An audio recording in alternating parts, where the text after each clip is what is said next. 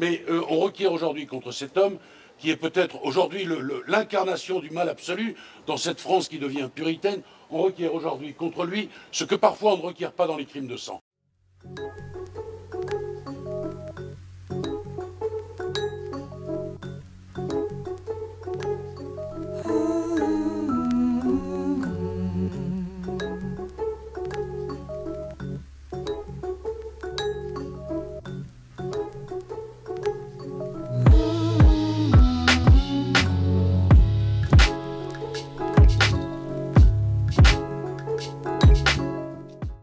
Vous savez, j'ai vu depuis que je suis avocat des hommes condamnés à moins que ça pour des viols et même pour des crimes de sang.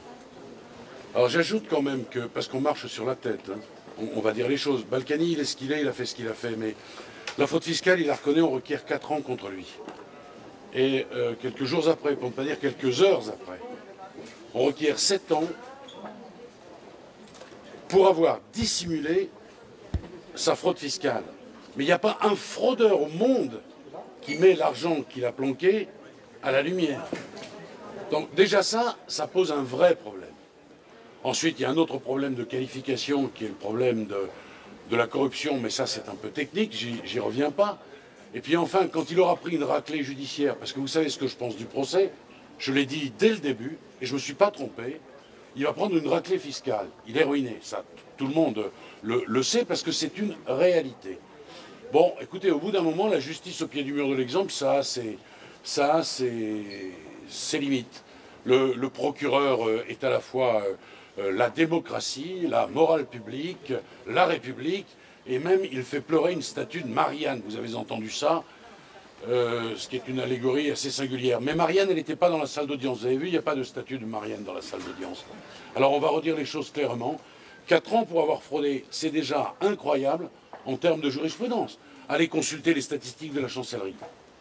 Et laissez-moi terminer, madame. Et 7 ans, une semaine après, pour avoir planqué le pognon de la fraude fiscale dont il n'est pas dit, je le répète ici, qu'il s'agit d'argent public. Parce qu'ils concèdent, les gens du ministère public, du bout des dents, mais ils le concèdent tout de même, que ce n'est pas de l'argent public. L'argent qui a été sorti par Balkany de Suisse, c'est l'argent de son père. Et madame, c'est exactement la même chose. Voilà. Ensuite, il y a toute une discussion technique. On va la mettre à part un instant. Mais on requiert aujourd'hui contre cet homme, qui est peut-être aujourd'hui l'incarnation du mal absolu, dans cette France qui devient puritaine, on requiert aujourd'hui contre lui ce que parfois on ne requiert pas dans les crimes de sang. Voilà, c'est tout ce que je voudrais vous dire. Je me suis peu exprimé, pardonnez-moi. Je souhaiterais au moins qu'on ait la décence de ne pas couper ma déclaration. Merci.